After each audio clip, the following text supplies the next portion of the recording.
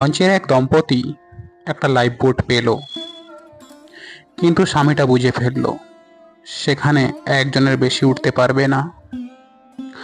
লোকটা তার স্ত্রীকে পেছনে ফেলে দিয়ে নিজে লাফিয়ে উঠে পড়ল।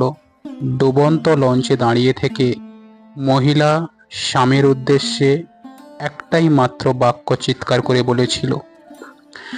শিক্ষক এটুকু বলে থামলেন, চারদিকে তাকিয়ে ছাত্রদের প্রতিক্রিয়া বুঝতে চাইলেন। তোমাদের কি মনে হয়, কি বলেছিল মহিলা? তুমি একটা ইতর, আমি কি অন্ধই না ছিলাম? অধিকাংশ ছাত্রই এ ধরনের জবাব দিল। শিক্ষক খেয়াল করলেন একটা ছেলে পুরোটা সময় ধরেই চুপ।